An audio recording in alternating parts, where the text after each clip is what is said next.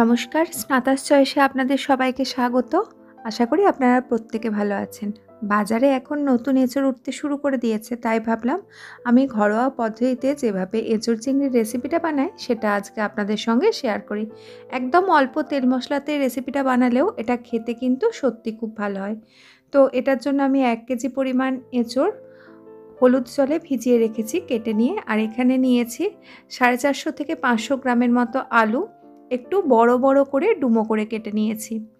আর নিয়েছি পেঁয়াজ কুচি, এখানে 5টা মিডিয়াম সাইজের পেঁয়াজ কুচি করে নিয়েছি। তো একটা প্রেসার কুকারের মধ্যে অল্প একটু সর্ষের তেল নিয়ে নিচ্ছি। আমি ঘরোয়া রেসিপিগুলো আপনারা যারা আমার চ্যানেল ফলো করেন তারা সবাই জানেন যতটা সম্ভব অল্প তেল মশলাতেই করার চেষ্টা করি, আর সেই রেসিপিগুলোই সরাসরি আপনাদের সঙ্গে শেয়ার করি। তবে আপনারা যারা একটু বেশি রিচ বা তেল মশলা দিয়ে খেতে চান সেক্ষেত্রে এঁচোড় আর আলুটাকে একটু সেদ্ধ করে নিয়ে তারপর ছাঁকা তেলে সেগুলোকে ছেঁকে রান্নাটা করবেন। আর যারা একদম অল্প তেল মশলায় খেতে চান তারা এইভাবেই করবেন। সামান্য তেল দিয়ে তার মধ্যে দিয়ে দিয়েছি 1 চা চামচ 5 ফোড়ন। এবারে কেটে রাখা এঁচোড় আর আলুগুলোকে এই প্রেসার কুকারের মধ্যে নিয়ে নিচ্ছি। এর মধ্যে দিয়ে দিচ্ছি 1 চা চামচের মতো নুন আর 1 চা চামচের মতো হলুদ গুঁড়ো। গ্যাসের ফ্লেমটা হাইতে রেখেই সব আনাজগুলোকে একটু ভেজে নেব। ততক্ষণ পর্যন্ত একটু নাড়াচাড়া করে নেব যতক্ষণ না এঁচোড় আর আলুটার থেকে হালকা একটা ভাজা গন্ধ উঠে যাচ্ছে। অল্প তেল দিয়েছি তো তাই খুব বেশি ভাজাটা হবে না, কিন্তু একটুক্ষণ নাড়াচাড়া করলে কিন্তু বেশ সুন্দর একটা ভাজা গন্ধ উঠে যাবে।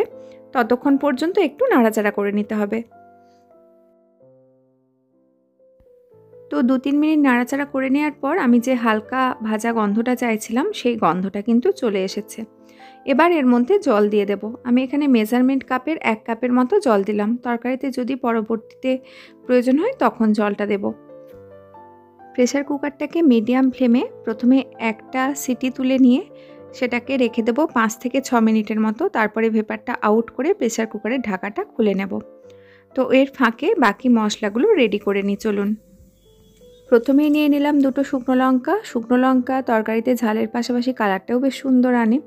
দিয়ে দিচ্ছি রসুন কুচি। আমি এখানে মিডিয়াম সাইজের একটা ইন্ডিয়ান রসুনের সব কোয়াগুলো নিয়ে নিয়েছি। এরকম সাইজের একটা মিডিয়াম ইন্ডিয়ান রসুনের সব কোয়াগুলো আমি এখানে নিয়েছি। ঝালের জন্য 4-5টার মতো কাঁচা লঙ্কা, তবে অবশ্যই আপনারা যেরকম ঝাল খেতে পছন্দ করেন সেই অনুযায়ী লঙ্কাটা নেবেন। 2.5 ইঞ্চি পরিমাণ টুকরো করে নেওয়া আদা। এই তরকারিতে গোটা গরম মশলার গন্ধটা কিন্তু খুব সুন্দর আসে, সেজন্য আমি কয়েকটা গোটা গরম মশলা নিয়েছি 1 টুকরো দারচিনি, 4টে লবঙ্গ, 4টে ছোটো এলাচ আর 2 টুকরোর মতো জয়িত্রী। তো এগুলোও কিন্তু আমি একসঙ্গেই পিষে নেব। প্রয়োজন অনুযায়ী খুব অল্প জল দিয়ে এগুলোর মসৃণ একটা পেস্ট বানিয়ে নেব। আর লাগছে টমেটো। আমি এখানে 4টে মিডিয়াম সাইজের টমেটো নিয়েছি, এগুলোকে কুচি করে নেব। মশলাটা বাটা হয়ে গেছে। আর এদিকে আমি চিংড়ি মাছটাও নিয়ে নিয়েছি। আমি এখানে 250 গ্রাম চিংড়ি মাছ নিয়েছি, আর চিংড়ি মাছের মাথাগুলো বাদ দিয়ে বাকি অংশটা নিয়েছি। এবারে চিংড়ি মাছগুলোকে ভেজে নেব, সেজন্য কড়াতে খুব সামান্য একটু সর্ষের তেল নিয়ে নিলাম। চিংড়ি মাছ ভাজতে খুব বেশি তেলের প্রয়োজন পড়বে না, কারণ চিংড়ি মাছ যদি খুব বেশিক্ষণ ধরে অনেকটা বেশি তেলে ভাজা হয় সেক্ষেত্রে কিন্তু চিংড়ি মাছের ভেতরটা অনেক সময় একটু শক্ত মতো খেতে হয়ে যায় বা খেতে ভালো লাগে না, রাবারের মতো হয়ে যায়। একদম অল্প তেলে সামান্য একটু নুন আর হলুদ মাখিয়ে নিয়ে চিংড়ি মাছগুলোকে ভেজে নেব। চিংড়ি মাছ কিন্তু সবসময় হাই ফ্লেমে ভাজতে হবে। খুব তাড়াতাড়ি চিংড়ি মাছগুলোকে একটু নাড়াচাড়া করে যখনই চিংড়ি মাছগুলো একটু শুকনো শুকনো মতো হয়ে যাবে বা যে জলটা চিংড়ি মাছের থেকে বেরোয় কড়াতে দেওয়ার পরে সেটা একটু শুকনো হয়ে গেলেই সঙ্গে সঙ্গে চিংড়ি মাছগুলোকে তুলে নেব। এটা খুব বেশিক্ষণ আমি ভাজবো না। তো প্রথমেই এঁচোড় সেদ্ধ করা হয়ে গেছে, চিংড়ি মাছ ভাজা হয়ে গেছে। এবারে মশলাটাকে কষিয়ে নেওয়ার পালা। আমি কড়াতে দিয়ে দিলাম 3 টেবিল স্পুন সর্ষের তেল। তেলটা ভালো মতো গরম হয়ে গেলে এর মধ্যে ফোড়নের মশলা হিসেবে দিয়ে দিচ্ছি 1/2 চা চামচ 5 ফোড়ন, একটা ছোটো এলাচ আর 3টে তেজপাতা। মাত্র কয়েক সেকেন্ড একটু নাড়াচাড়া করে নেওয়ার পরই এর মধ্যে আগের থেকে যে কেটে রাখা পেঁয়াজটা ছিল সেটা দিয়ে দিলাম। এবার পেঁয়াজটাকে খুব ভালো মতো লালচে করে ভেজে নেব।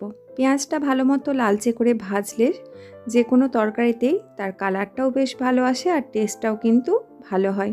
তবে পেঁয়াজ ভাজতে যেয়ে যদি খুব বেশি লালচে হয়ে যায় বা খুব বেশি পুড়ে যায় সেক্ষেত্রে কিন্তু তরকারির টেস্টটা আবার একটু তিতো মতো হয়ে যায়। তো সেই অনুযায়ী পেঁয়াজটা ভালো মতো লালচে হবে কিন্তু পুড়ে যাবে না, সেই মতো ভেজে নিতে হবে।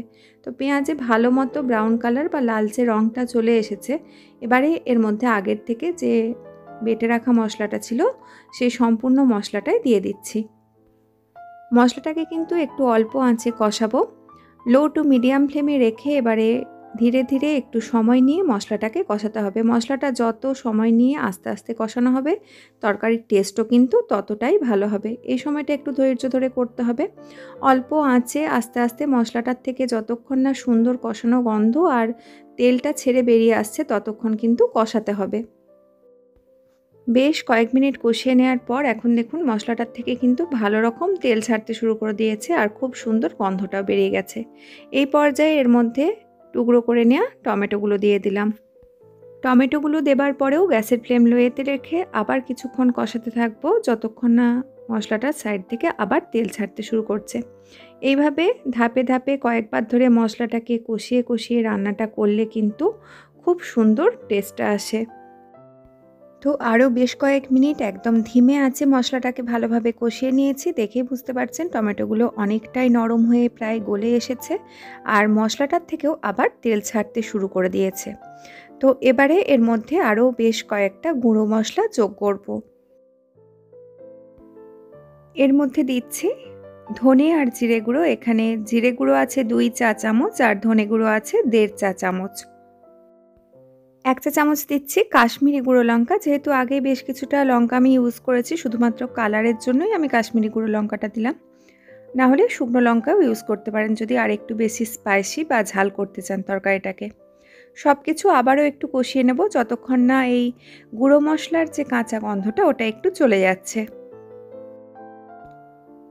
আরও মিনিট 2-3 মতো ধিমে আঁচে মশলাটাকে কষিয়ে নিয়েছি। এবার এর মধ্যে দিয়ে দিচ্ছি আগের থেকে সেদ্ধ করে রাখা আলু আর এঁচোড়টাকে। দেখেই বুঝতে পারছেন আলু আর এঁচোড়টা সেদ্ধ তো হবে কিন্তু গলে যাবে না, বেশ গোটা গোটা থাকবে, কারণ মশলাটার সঙ্গে আরও কিছুক্ষণ রান্নাটা হবে। যদি প্রেসার কুকারে এঁচোড়ের আলুটা খুব বেশি সেদ্ধ হয়ে যায় বা গলে যায় সেক্ষেত্রে কিন্তু তরকারির টেস্টটা ভালো হবে না। মশলাটার সাথে এঁচোড়টাকে একটু নাড়াচাড়া করে নেওয়ার পর একটু চেক করে নিচ্ছি নুন বা কোনো কিছু লাগবে নাকি। তো নুনটা একটু কম আছে সেই জন্য এর মধ্যে দিয়ে দিচ্ছি স্বাদ অনুযায়ী নুন, 1.5 চা চামচ চিনি আর এই তরকারিটার সঙ্গে সামান্য একটু কুসুম গরম জল যোগ করে দিচ্ছি, কারণ তরকারিটা আরও একটুক্ষণ ফুটবে, সেক্ষেত্রে জলটা একদমই কমে যাবে। তাই 1 কাপের মতো কুসুম গরম জল দিলাম। আমি এ সময় কোনো রকম গুঁড়ো গরম মশলা আর যোগ করছি না, যেহেতু আগেই বাটা মশলার সঙ্গে আমি বেশ কয়েকটা গরম মশলা একই সাথে বেটে নিয়েছিলাম।